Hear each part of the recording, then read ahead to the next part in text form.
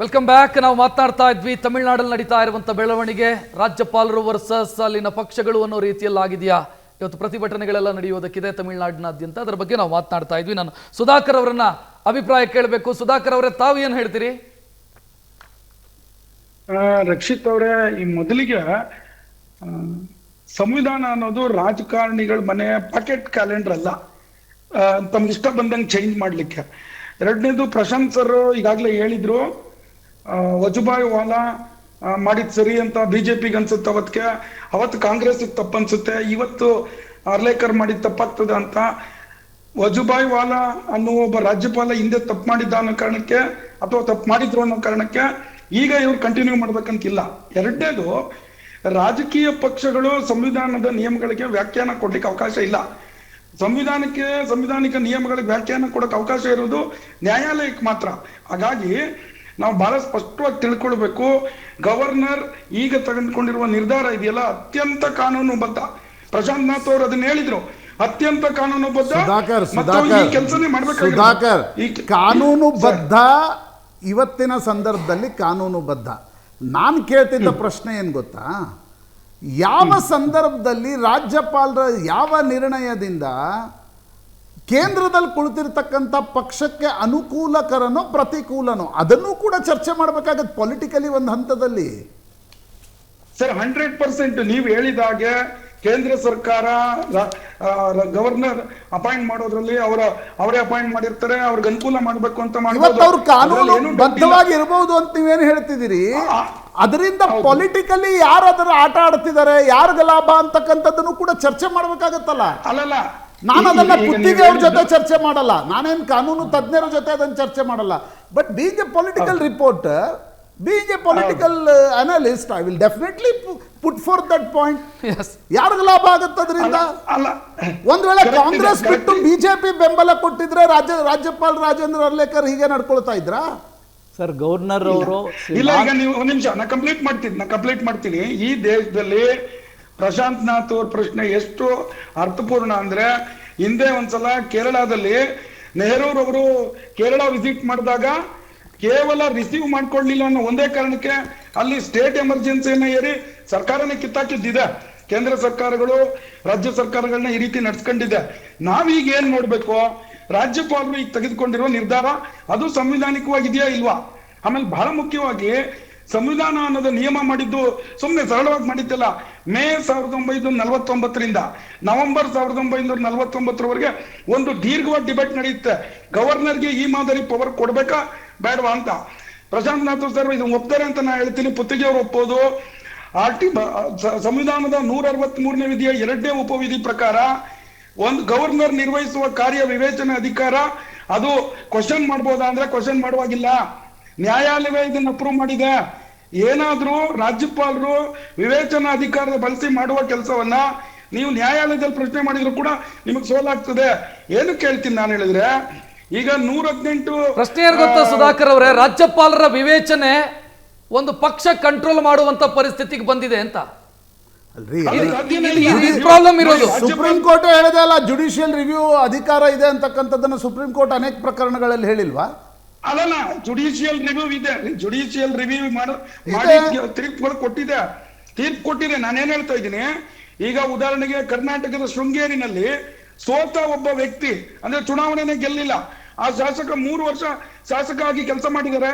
ಹಾಗಾಗಿ ಈ ರೀತಿಯ ನಿರ್ಧಾರಗಳಾಗಬಾರ್ದು ಅಂದ್ರೆ, is the custodian of the constitution, head of the constitution, head of the executive.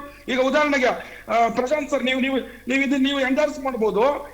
Article 166 ಪ್ರಕಾರ ಸಂವಿಧಾನದಲ್ಲಿ ಎಲ್ಲ ರಾಜ್ಯ ಸರ್ಕಾರದ ಕಾರ್ಯಾಂಗ ಅಧಿಕಾರಗಳು ರಾಜ್ಯಪಾಲರ ಅಂಕಿತದಡಿಯಲ್ಲಿ ನಡಿಬೇಕು ಅಂತ ಹೇಳುತ್ತೆ. ಇದೇ ಸ್ಟಾಲಿನ್ ಯಾರು ಹೇಳ್ತಾ ಇದ್ದಾರೆ ರಾಜ್ಯಪಾಲರು ಸರಿಯಾಗಿ ಕೆಲಸ ಮಾಡ್ತಾ ಇಲ್ಲ, ಇವ್ರಿಗೆ ಲಾರ್ಜರ್ ಪಾರ್ಟಿಗೆ ಅವಕಾಶ ಕೊಡ್ಬೇಕಂತ ರಕ್ಷಿತ್ ಅವ್ರೆ ಏನ್ ಅವತ್ತು ಹೇಳಿದ್ರಲ್ಲ, ಅವತ್ತು ರಾಜ್ಯಪಾಲರ ಅಂಕಿತವನ್ನೇ ಬಿಟ್ಟು ನೇರವಾಗಿ ಸಹಿ ಮಾಡಿ ಕಳಿಸ್ತಾರೆ. ಅಂದ್ರೆ ಸಂವಿಧಾನ ಮೀರುವ ಕೆಲಸವನ್ನ ರಾಜ್ಯಪಾಲರು ಮಾಡಬಾರ್ದು, ಮುಖ್ಯಮಂತ್ರಿನೂ ಮಾಡಬಾರ್ದು. ಈಗ ವಿಜಯ್ ಅವರಿಗೆ 118 ಬಹುಮತ ಇರ್ಲಾರ್ದೆ ನೀವು ಯಾವ್ದೋ ಪಟ್ಟಿ ಇಟ್ಕೊಂಡು ಹೋಗಿ ವಾಪಸ್ ಅದನ್ನ ನನಗೆ ಲಾರ್ಜೆಸ್ಟ್ ಪಾರ್ಟಿ ಇದನ್ನ ಕೊಡ್ಬೇಕು ಅಂದ್ರೆ ಗವರ್ನರ್ ಕೊಡ್ಲೇಬೇಕು ಅಂತ ಎಲ್ಲೂ ಇಲ್ಲ. It is a legal value, legal purview and constitutionally correct. Yes, Sudhakar ಅವರೇ ಮಾತನಾಡಿಸ್ತೀನಿ. ನಾನು ರಮೇಶ್ ಪುತ್ತಿಗೆ ಅವರನ್ನ ಕೇಳಬೇಕಾಗಿರುವಂತ ಪ್ರಶ್ನೆ ಇದೆ. ಧ್ರುವ ಕುಮಾರ್ ಅವರು ಒಂದು ವಿಚಾರವನ್ನ ಹೇಳಿದ್ರು, ಇಲ್ಲಿ ಸಮಸ್ಯೆ ಇರೋದು ಲೆಟರ್ ಕೊಟ್ಟಿಲ್ಲ. ಒಂದು ವೇಳೆ ಅಫಿಷಿಯಲ್ ಲೆಟರ್ CPM ಇಂದ, CPI ಇಂದ ಮತ್ತು VCK ಇಂದ ಬಂದುಬಿಟ್ರೆ ಈ ಪ್ರಾಬ್ಲಮ್ ಸಾಲ್ವ್ ಅಂತ. ಸಾಲ್ಡ್ ದೂಸರ ಮಾತನಾಡಂಗೇ ಇಲ್ಲ, ರಾಜ್ಯಪಾಲರು ಮಾತಾಡಂಗಿಲ್ಲ, ಈ ಸಮಸ್ಯೆನೇ ಕ್ರಿಯೇಟ್ ಆಗಲ್ಲ ಅಂತ. ಹೌದಾ ಸರ್ ಅದು? Yes yes yes 100% correct. ಯಾಕೆಂದರೆ ಈಗ ಒಂದು ಪರಿಸ್ಥಿತಿ ತಗೊಳ್ಳಿ. ಈಗ ಸಪೋಸ್ ಇವ್ರದ್ದು ಗವರ್ನರ್ ಹತ್ರ ಏನಾಗಿದೆ, ಮೆಜಾರಿಟಿ ಬಂದಿಲ್ಲ, ಅಡ್ಮಿಟೆಡ್ಲಿ ಮೆಜಾರಿಟಿ ಬಂದಿಲ್ಲ. ಬಟ್ ಈ ಕೇಸ್ನಲ್ಲಿ ಬರೀ 5 ಸೀಟ್ ವ್ಯತ್ಯಾಸ ಇರ್ಬೋದು. ಸಪೋಸ್ ನಾಳೆ ನೀವೊಂದು ಲೈನ್ ಡ್ರಾ ಮಾಡಬೇಕಾಗುತ್ತೆ, ಎಷ್ಟು ಅಂತ ನೀವು ಹೇಳ್ತೀರಾ. ಇವತ್ತು 5 ಇರ್ಬೋದು, ನಾಳೆ 10 ಇರ್ಬೋದು, ಇನ್ನೊಂದು ಸರಿ 20 ಆಗ್ಬೋದು. ಸಿಂಗಲ್ ಲಾರ್ಜೆಸ್ಟ್ ಪಾರ್ಟಿ ಅಂತ ಹೇಳಿ ಅವ್ರನ್ನ ಕರೀಲಿಕ್ಕೆ ಸಾಧ್ಯನಾ? ಆ ರೀತಿ ಇರೋದ್ರಿಂದ ಇದು ಇನ್ನೊಂದು ಯಾವುದು ಕಾನೂನು. ಇಲ್ಲಿ ವಿಚಾರ ಏನು ಅಂದರೆ ಗವರ್ನರ್ ಮಾಡಿದ್ದು ಕಾನೂನು ಬದ್ಧನ ಅಲ್ವಂತ. ಕಾನೂನಲ್ಲಿ ಈ ವಿಚಾರಕ್ಕೆ ಆನ್ಸರ್ ಇಲ್ಲ, ಸುಪ್ರೀಂ ಕೋರ್ಟ್ ಜಡ್ಜ್ಮೆಂಟು ಇದರಲ್ಲಿ ಇಲ್ಲ. ಸೊ ಅದನ್ನು ನೋಡಬೇಕು. ಅಂಡ್ ಸುಧಾಕರ್ ಅವರೊಂದು ಹೇಳಿದ್ರು ಇದರಲ್ಲಿ ದಟ್ ಗವರ್ನರ್ ಮೇಲೆ ಏನು ಆ್ಯಕ್ಷನ್ ತೊಗೊಳ್ಳಲ್ಲ. ಖಂಡಿತ ಗವರ್ನರ್ ಮೇಲೆ ಆ್ಯಕ್ಷನ್ ತೊಗೊಳಕ್ಕಾಗಲ್ಲ. ಆದರೆ ಗವರ್ನರ್ ಆ್ಯಕ್ಷನ್ನ ಕ್ವಶನ್ ಮಾಡ್ಬೋದು. ಆರ್ಟಿಕಲ್ 361 ಪರ್ಮಿಷನ್ ಇದೆ ಅದಕ್ಕೆ. ಸರ್, ಈಗ ಇವತ್ತು ಅವರು 3ನೇ ಬಾರಿ ಭೇಟಿಯಾಗಬಹುದು ಅನ್ನುವಂಥ ಸಾಧ್ಯತೆ ಇದೆ. ರಮೇಶ್ ಸರ್, ಇವತ್ತು ವಿಜಯ್ 3ನೇ ಬಾರಿ ಭೇಟಿಯಾಗಬಹುದು ಅಂತ. ಅದಕ್ಕೂ ಮುಂಚೆ ಈಗ CPI ಮತ್ತು CPM ಮೀಟಿಂಗ್ ಆಗ್ತಾ ಇದೆ, VCK ಮೀಟಿಂಗ್ ಆಗ್ತಾ ಇದೆ. ಒಂದು ವೇಳೆ ಲೆಟರ್ನೊಂದಿಗೆ ರಾಜ್ಯಪಾಲರನ್ನ ಭೇಟಿಯಾದರೆ ಅಲ್ಲಗಳೆಯೋದಕ್ಕಾಗಲ್ಲ. ರಾಜ್ಯಪಾಲರಿಗೆ ಪ್ರಮಾಣ ವಚನ ಬೋಧನೆ ವಿಚಾರದಲ್ಲಿ ಯಾವುದೇ ಗೊಂದಲಗಳಾಗೋದಕ್ಕೆ ಸಾಧ್ಯನೇ ಇಲ್ಲ. ಹಾಗಿದ್ರೆ ಇನ್ಫ್ಯಾಕ್ಟ್ ನ್ಯೂಸ್ ಪೇಪರ್ ರಿಪೋರ್ಟ್ ಪ್ರಕಾರ ವಿತಿನ್ 24 hours ರಾಜ್ಯಪಾಲರೇ ಅವ್ರನ್ನ ಪುನಃ ಕರೆದ್ರು. ಏನಪ್ಪ ಏನು ಮಾಡಿದ್ರಿ ನೀವು ಅಂತ ಕೇಳಿದ್ರು. ಆ ರೀತಿ ಇದ್ದಾಗ ಯಾಕಂದ್ರೆ ಅವರು ಇಲ್ಲ ನನ್ನ ಕೈಲಿ ಆಗೋದಿಲ್ಲ, 105 ದಾಟ್ತಾ ಇಲ್ಲ, ನಾನು 110 ದಾಟ್ತಾ ಇಲ್ಲ ಅಂತ ಹೇಳಲಿಲ್ಲ ಅವರು. ನಾ ಬರ್ತೇನೆ ಅಂತ ಹೇಳಿ ಹೋಗ್ತಾ ಇದ್ದಾರೆ. ಸೊ ಅವ್ರ ಕೈಲಿ ಆಗಲ್ಲ ಅಂತ ಆದಾಗ ಮೇ ಬಿ ಅಷ್ಟರಲ್ಲಿ ಇನ್ಯಾರು ಬರ್ಬೋದು. ಸರ್, ಇಲ್ಲಿ ಒಂದು ಪ್ರಶ್ನೆ ಬರುತ್ತೆ ಸರ್ ನನಗೆ. ಈಗ ಇವರು ಒಂದು ವೇಳೆ ಈಗ TVKಗೆ ಲೆಟರ್ ಸಿಗ್ಲಿಲ್ಲ ಅಂತ ಅನ್ಕೊಳ್ಳೋಣ, ಈ 3 ಪಕ್ಷಗಳಿಂದ ಲೆಟರ್ ಸಿಗ್ಲಿಲ್ಲ ಅಂತ ಅನ್ಕೊಳ್ಳೋಣ, ಹೇಳಿ. AIADMK ಮತ್ತು DMK ಒಂದಾಗಿ ರಾಜ್ಯಪಾಲರನ್ನ ಭೇಟಿಯಾದ್ರೆ ಅವಕಾಶ ಸಿಗುತ್ತಾ? ಆಗ ನಂಬರ್ಸ್ ಬರುತ್ತಲ್ಲ, ಅವಕಾಶ ಕೊಡ್ತಾರ? ಆಗಲೂ ಸಾಧ್ಯ ಇಲ್ಲ ಸರ್. ಬೇರೆ ಬೇರೆ ಪಕ್ಷಗಳು ಸಪೋರ್ಟ್ ಮಾಡಿದ್ರೆ 118 ನಂಬರ್ಸ್ ಬರಲ್ಲ ಸರ್, ಅವಾಗ್ಲೂ ಬರೋದಿಲ್ಲ. ಅಲ್ಲ, ಈಗ 47 ಬಿಜೆಪಿನ ಇಬ್ರು ಸೇರಿಸ್ಕೊಂತ ಸರ್, ಒಂದೇ ನಿಮಿಷ, ನಾನು ನಂಬರ್ಸ್ ಹೇಳ್ತೀನಿ. 47, 59 ಇದರ ಆಸ್ಪಾಸಲ್ಲ ನಂಬರ್ ನೋಡ್ಬೋದು ನಾವು. PMKದೊಂದು 4 ಜನ, VCKದೊಂದು 2, CPM ಇದ್ದು 2, CPI ಇದ್ದು 2, ಇದು ಸೇರಿದ್ರೆ ನಂಬರ್ ಬರುತ್ತೆ ಅಲ್ಲಿ. ಆಗ ಅವಕಾಶ ಕೊಡ್ತಾರ ರಾಜ್ಯಪಾಲರು ಇವರನ್ನ ಹೊರತುಪಡಿಸಿ? ಆ 47ರಲ್ಲಿ ಬಿಜೆಪಿ ಇದು 2 3 ಇದೆಯಲ್ಲ, ಅದು ಬಂದಿದ್ಯಾ? ಬಿಜೆಪಿದು ಒಂದು ಒಂದೇ ಒಂದಿದೆ, ಒಂದು ಬಂದಿದ್ರೆ ಒಂದೇ ಇರೋದು. ಅಲ್ಲ, ಮಾಡಿದ್ರೆ ಅಂತ ಕೇಳಿದೆ ಸರ್. ಮಾಡಿದ್ರೆ ಈಗ ಆಗಿಲ್ಲ ಅದು ಬೆಳವಣಿಗೆ, ಆದ್ರೆ ಅಂತ ಕೇಳಿದೆ. ಹೌದು, that is description of government. ಯಾಕಂದ್ರೆ ಇವ್ರ ಕೇಳಿ ಆಗಲ್ಲ ಅಂತ ಆದ್ರೆ, ಕನ್ವಿನ್ಸ್ ಆದ್ರೆ ಅವ್ರಿಗೆ, ರಾಜ್ಯಪಾಲರಿಗೆ, ಆಗ ಅವ್ರದ್ದು ಆಪ್ಷನ್ ನೋಡ್ಬೋದು. ಇನ್ನೊಂದು ಆಪ್ಷನ್ ಬಿಫೋರ್ ಹಿ ಟೇಕ್ಸ್ 356 ನಲ್ಲಿ ಒಂದು ಆಕ್ಷನ್ ತಗೊಳ್ಳೋದ್ರ ಮೊದಲು ಇದನ್ನೆಲ್ಲ ಮಾಡಬಹುದು ಅವರು. ಎಸ್, ನಾನು ಧ್ರುವ ಕುಮಾರ್ ಅವರನ್ನು ಇದೇ ಪ್ರಶ್ನೆಯನ್ನು ಕೇಳ್ತಾ ಇದ್ದೀನಿ ಸರ್. ಯಾಕೆಂತಂದ್ರೆ ಅದೊಂದು ಬೆಳವಣಿಗೆಯ ಬಗ್ಗೆ ಚರ್ಚೆ ಆಗ್ತಾ ಇದೆ. ಅಣ್ಣಾ DMK ಮತ್ತು DMK ಮೈತ್ರಿಕೂಟಗಳು ಒಂದಾಗಿ ರಾಜ್ಯಪಾಲರನ್ನ ಭೇಟಿಯಾದ್ರು ಅಂತ ಅನ್ಕೊಳ್ಳೋಣ. ಈ ಬೆಳವಣಿಗೆಯ ಮಧ್ಯೆ ಅವರು ಭೇಟಿಯಾದ್ರು, ರಾಜ್ಯಪಾಲರಾಗ ಯಾರಿಗೆ ಅವಕಾಶ ಕೊಡಬೇಕಾಗುತ್ತೆ? ಒಂದು ನಾನು ಮೊದಲು ತಮ್ಗೆ ಹೇಳೋಕ್ಕೆ ಬಯಸ್ತೇನೆ, governor is not expected to involve in politics. The action of the president of India, the chief justice of supreme court and the governor is unquestionable. ಅವರ ಡಿಸ್ಕ್ರಿಷನ್ ಪವರ್ ಇದೆ ಅಂತ ಏನು ಬೇಕಾದರೂ ಮಾಡಲಿಕ್ಕೂ ಆಗಲ್ಲ, ರಾಜಕೀಯಕ್ಕೆ ನಾವು ಬೆಳೆಸಲೂಬಾರ್ದು. ಇವ್ರು ಹೇಳಿದಾಗ ಇದ್ರೂ ಇರ್ಬೋದು, ಅದು ಬೇರೆ ವಿಚಾರ. ನಾವು ಅನವಶ್ಯಕವಾಗಿ ಅವ್ರ ಮೇಲೆ ಅಲಿಗೇಷನ್ಸ್ ಮಾಡಬಾರ್ದು. ಅವರು ಅಂಥ ಒಂದು ಸ್ಥಾನದಲ್ಲಿರ್ತಾರೆ. He is appointed and at the hand and seal of the president of India. So ಅವ್ರ ಮೇಲೆ ನೀವೇನು ಆ್ಯಕ್ಷನ್ ತೊಗೊಳಕ್ಕಾಗಲ್ಲ. ಅವರು ಬೋನಫೈಟಿಸ್ನ ಸಸ್ಪೆಕ್ಟ್ ಮಾಡೋದು ತಪ್ಪು. ಅವ್ರು ಏನು ಮಾಡ್ತೀವಿ ಅದು ಸರಿನಾ ಇಲ್ವಾ ಅಷ್ಟೇ ನಾವು ಬೇಕಾಗಿರೋದು ಮುಂದೆ ಇರೋದು. ಈಗ AIADMK DMK ಇರ್ಬೋದು, ತಾವು ಹೇಳೋದಲ್ಲಿ ಯಾವುದು ಅಮ್ಮ ಮಕ್ಕಳ ಮುನ್ನೇತ್ರಗಳಂತ ಇದೆ, ದೇಶೀಯ ಮುರುಪಕ್ಕು ಅಂತ ಯಾವುದೋ ಒಂದು ಇದೆ, DMK, CPI CPM ಎಲ್ಲರೂ ಸೇರಿಸಿ. ಆದರೆ ಇವರು AIADMK DMK ಸೇರಿದ್ರೆ ಆವಾಗ ಇವರು ಕನ್ವಿನ್ಸ್ ಮಾಡಿದ್ರೆ ಎರಡನೇ ಆಪ್ಷನ್ ಅದು. ಮೊದಲನೇ ಆಪ್ಷನ್ ವಿಜಯ್ಗೆ ಕೊಡಬೇಕು ಅವರು. ವಿಜಯ್ ಇಫ್ ಹಿ ಫೇಲ್ಸ್, ನನ್ನ ಪ್ರಶ್ನೆ ಏನಿದೆ ಅಂತಂದ್ರೆ, ವಿಜಯ್ಗೆ ಸಿಪಿಎಂ ಸಿಪಿಐ ಮತ್ತು ವಿಸಿಕೆಯ ಪತ್ರ ಸಿಗಲಿಲ್ಲ ಅಂತ ಅನ್ಕೊಳ್ಳಿ, ಸಿಗ್ಲಿಲ್ಲ ಅಂದ್ರೆ ಈ ಮಧ್ಯೆ ಇವರು ಹೋಗಿ ಭೇಟಿಯಾದ್ರು ರಾಜ್ಯಪಾಲರನ್ನ, ಅವಾಗ ಅವರು ಆಗ ರಾಜ್ಯಪಾಲರು ಏನ್ ಮಾಡ್ತಾರೆ ಅಂತ ನನಗೆ ಕುತೂಹಲ. ಇವರು ತಗೋಬೇಕಾಗುತ್ತೆ. ಸೆಕೆಂಡ್ ಆಪ್ಷನ್ ಇಸ್ ಇವರು ಮಧ್ಯವರ್ತಿ ಸ್ವಲ್ಪ ನೀವು ಸಾಬೀತು ಮಾಡಕ್ ಆಗ್ತಾ ಇಲ್ಲ, ನೀವು ತರ್ತೀರಾ ಇಲ್ಲಪ್ಪ, ನೀವು ಅವಕಾಶನೇ ಕೊಡದೆ ಸಾಬೀತು ಮಾಡೋದಕ್ಕಾಗ್ತಲ್ಲ. ಲೆಟರ್ಸ್ ತಂದ್ಕೊಡಿ ಅಂತ ಟೈಮ್ ಕೊಡ್ತಾರೆ, ತಂದ್ಕೊಡಿ ನೀವು ಅಂತ ಹೇಳ್ತಾರೆ. 2 ದಿನ ಟೈಮ್ ಕೊಡ್ಬೋದು, ನಾಳೆ ತಂದ್ಕೊಡಿ ಅಂತಾರೆ. If you fails is no, ಅವರಿಗಿಂತ ಮೊದಲು ಇವರಿಗೆ ಕೊಡೋದಕ್ಕೆ ಸಾಧ್ಯ ಇಲ್ಲ. ಅದು ಡಿಸ್ಪೋಸ್ ಆಗಬೇಕು. ಅವ್ರು ಬಂದು ರಿಕ್ವೆಸ್ಟ್ ಮಾಡ್ಕೊಳ್ತಾರೆ, ಅದನ್ನು ಇವರು ಡಿಸಿಷನ್ ತಗೋಬೇಕು, ಇದು ನಿಮಗೆ ಮಾಡಲಿಕ್ಕೆ ಸಾಧ್ಯ ಇಲ್ಲ, ಬಿಟ್ಬಿಡಿ ಅಂತ ಹೇಳಿ ನೆಕ್ಸ್ಟ್ ಆಪ್ಷನ್ ಇವರು ಕೊಡಬೇಕು. DMK ADMK ಯಾರು ಬರ್ತಾರೆ ಅವರು ಸಹ ಪತ್ರಗಳು ಕೊಡಲಿಲ್ಲ ಅಂದರೆ ಡಿಸಾಲ್ವ್ ಮಾಡಬೇಕು, ಮರು ಚುನಾವಣೆ ಆಗಲೇಬೇಕು. ನೋಡಿ, ಯಾರೇ 118 ಸಂಖ್ಯೆಯನ್ನು ತೆಗೆದುಕೊಂಡು ಹೋದರೂ ಕೂಡ ರಾಜ್ಯಪಾಲರು ಆ ಆಪ್ಷನನ್ನು ಎಕ್ಸ್ಪ್ಲೋರ್ ಮಾಡಬೇಕಾಗತ್ತೆ. ಈಗ ಅದು ರಾಜ್ಯಪಾಲರ ವಿವೇಚನೆಯ ಅಧಿಕಾರ ಏನು? ಈಗ ವಿಜಯ್ಗೆ ಅವಕಾಶ ಕೊಡ್ತಿಲ್ಲ ಅನ್ನೋದು ವಿಜಯ್ಗೆ ಮುಖ್ಯಮಂತ್ರಿ ಮಾಡಿ ಅವಕಾಶ ಕೊಡಬೇಕು ಅಂತಕ್ಕಂಥದ್ದಲ್ಲ. ಅದು ವಿಜಯ್ಗೆ ಮುಖ್ಯಮಂತ್ರಿ ಪ್ರಮಾಣ ವಚನ ಬೋಧಿಸಿ ನೀವು ನಂಬರ್ ತೆಗೆದುಕೊಂಡು ಬನ್ನಿ ಅಂತ ಯಾವ ರಾಜ್ಯಪಾಲರು ರಾಷ್ಟ್ರಪತಿಗಳು ಹೇಳಲ್ಲ. That is also discretion of governor. ಏನು ನೀವು ನಂಬರ್ಸ್ ಅನ್ನ ತನ್ನಿ, ಸರ್ಕಾರಿಯ ಕಮಿಷನ್ ಏನು ಹೇಳುತ್ತೆ? ನನ್ನ ಪ್ರಶ್ನೆ ಇರೋದು ಇಷ್ಟೇ. ಈಗ ನಿನ್ನೆ ನಾನು ಕನ್ವಿನ್ಸ್ ಆಗಲಿಲ್ಲ ಅಂತ ರಾಜ್ಯಪಾಲರು ಹೇಳಿದರು. ಕನ್ವಿನ್ಸ್ ಆಗದೇ ಇರೋದಕ್ಕೆ ಅವರು ಕಾರಣಗಳನ್ನು ಕೊಟ್ಟರು, ನ್ಯಾಷನಲ್ ಚಾನೆಲ್ಗಳಿಗೆ ಮಾತನಾಡಿದ ಕಾರಣಗಳನ್ನು ಕೊಟ್ಟರು.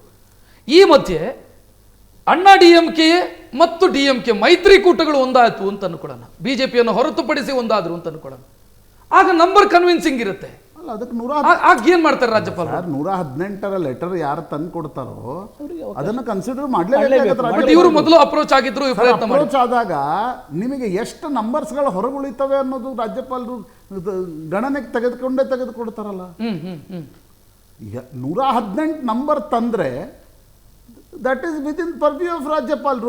ಏನು ಹೇಳುತ್ತೆ ಸರ್ಕಾರಿಯ ಕಮಿಷನ್? ಏನು ಹೇಳುತ್ತೆ ನೋಡಿ, ಅದು ಹೇಳುತ್ತೆ governor should follow this order of preference to ensure a stable government. What? A group of parties that formed a prepoll alliance. ಇದರಲ್ಲಿ ಹೋಯ್ತಾ ಒಂದನೇ ಪ್ರಿಫರೆನ್ಸ್ ಹೋಯ್ತು. ಎರಡನೇದು ಏನು ಹೇಳುತ್ತೆ? The single largest party that can demonstrate it has gathered enough support from others to reach a majority. That is not 113, that is 118 only. ಈಗ ವಿಜಯ್ಗೆ 48 ಗಂಟೆಗಳಿಂದ ಅವಕಾಶ ಸಿಗ್ತಾ ಇದೆ, ನೀನು 118 ತೆಗೆದುಕೊಂಡು ಬನ್ನಿ ಅಂತ. ಬೇರೆ ಯಾರು ಯಾವುದನ್ನು ಎಕ್ಸ್ಪ್ಲೋರ್ ಮಾಡ್ತಾ ಇಲ್ಲ. ಬಟ್ ಅವಕಾಶ ಎಲ್ಲಿ ಸಿಗಬೇಕು ಅಂತ ಪ್ರಶ್ನೆ ಆಗಲ್ಲ, ಪ್ರಶ್ನೆನೇ ಇಲ್ಲ. ರಾಜ್ಯಪಾಲರು ಹಂಗೆ ನಿಮ್ಗೆ 113 ಕೊಡಬೇಕು, 113 ಕರೆದು ಬಿಡಿ ಅನ್ನೋದಿಲ್ಲ ಎಲ್ಲೂ ಸಂವಿಧಾನದಲ್ಲಿ. ಶಂಕರ್ ದಯಾಳ್ ಶರ್ಮಾ 1996ರಲ್ಲಿ ಏನು ಮಾಡಿದರು? ಅಟಲ್ ಬಿಹಾರಿ ವಾಜಪೇಯಿ 162, 167 ಏನೋ ಬಂದಿತ್ತು, ಅವ್ರಿಗೊಂದು ಅವಕಾಶ ಕೊಟ್ಟರು. ಆಗ ರಾಷ್ಟ್ರೀಯ ರಂಗ ಮತ್ತು ಕಾಂಗ್ರೆಸ್ನ ಚರ್ಚೆಯೇ ಬಂದಿರಲಿಲ್ಲ. ಸರ್, ನನ್ನ ಇಲ್ಲಿ ಪ್ರಶ್ನೆ ಎಲ್ಲಿದೆ ಅಂತಂದ್ರೆ, ಒಂದು ವೇಳೆ ವಿಜಯನ್ನ ಹೊರತುಪಡಿಸಿ ಆ ಮೈತ್ರಿಕೂಟಗಳಿಗೆ ಏನಾದರೂ ಅವಕಾಶ ಕೊಟ್ಟರೆ ವಿಜಯ್ಗೆ ಅನ್ಯಾಯ ಮಾಡ್ದಂಗಾಗಲ್ವಾ? ಅನ್ಯಾಯ ಮಾಡ್ದಂಗಲ್ಲ. ವಿಜಯ್ CPI, CPM ಮತ್ತು VCK 6 ಸೀಟನ್ನು ನಾಳೆ ಲೆಟರ್ ತಂದು ಕೊಟ್ಬಿಟ್ರೆ ವಿಜಯರನ್ನ. ಇದು ಪ್ರೀಪೋಲ್ ಅಲಯನ್ಸ್ ಏನಲ್ಲ ಸರ್, ಯಾವುದೇ ಪ್ರೀಪೋಲ್ ಅಲ್ಲ. ಬಟ್ ಇದೇನಿದೆ, ನೀವು ಮುಖ್ಯಮಂತ್ರಿ ಮಾಡಿ ಅವಕಾಶ ಕೊಡಿ ಅನ್ನೋದು ಕೂಡ discretion of A governor. If governor wants he can call 113 also. ನಾನು ಅದಕ್ಕೆ ಹೇಳಿದೆ. ಬಟ್ ಎಲ್ಲೂ ಕೂಡ ಗವರ್ನರ್ ಮೇಲೆ ಕಾನೂನಿನ ಒಂದು ರೀತಿಯಾಗಿರ್ತಕ್ಕಂಥ ಕಾನೂನು ಏನು ಹೇಳಲ್ಲ, ಇಲ್ಲ ನೀವು ಕರಿಬೇಕು, ಅವ್ರಿಗೆ 5 ಆಮೇಲೆ ತರ್ತಾರೋ ಬಿಡ್ತಾರೋ ನೀವು ಚೆಕ್ ಮಾಡ್ಕೊಳ್ಳಿ, ಅದನ್ನೆಲ್ಲೂ ಸಂವಿಧಾನ ಹೇಳಲ್ಲ. ಧ್ರುವ ಕುಮಾರ್ ಇಂಟರ್ಫಿಯರ್. ಸರ್, ನಾನು ಒಂದು ತಮ್ಮ ಗಮನಕ್ಕೆ ತರಲು ಬಯಸುತ್ತೇನೆ. ಇದು ಪವರ್ ಪಾಲಿಟಿಕ್ಸು, ಆಮೇಲೆ ಸ್ವಾರ್ಥ ಇರುತ್ತೆ ಇದರಲ್ಲಿ. ಸುಮ್ಮನೆ ಕೊಲಿಷನ್ ಮಾಡೋದಲ್ಲ, ನಾವು ಅವ್ರು ಸಪೋರ್ಟ್ ಮಾಡೋದು ನಮ್ಗೆ ಸಿಗುತ್ತೆ, ನಮ್ಗೆ ಇದಾಗ್ಬೋದು. ಇಲ್ಲಿ ಜನಗಳ ಸಮಸ್ಯೆ. ನಾನು ಒಂದು ಬುಕ್ ಬರೀತಾ ಇದ್ದೇನೆ, ನೆಕ್ಸ್ಟ್ ಮಂತ್ ರಿಲೀಸ್ ಮಾಡ್ತೇನೆ. ಒಂದು ಪ್ಯಾರ ಹೇಳ್ತಿತ್ತು ತಮಗೆ. The experiment of collision government continued number of times, but none could last longer to complete their full 5 years in office, which led to successive elections and unwarranted expenditure on state exchequer. The people's mandate that a coalition government will be more representative of the voters' interest than a government by a single party or 2 major parties were not fulfilled.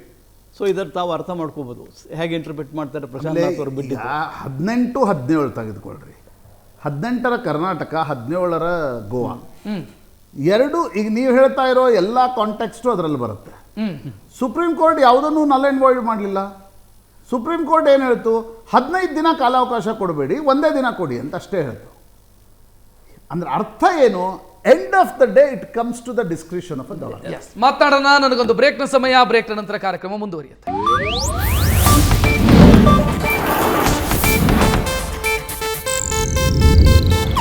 ಇದು Asianet news network ಪ್ರಸ್ತುತಿ.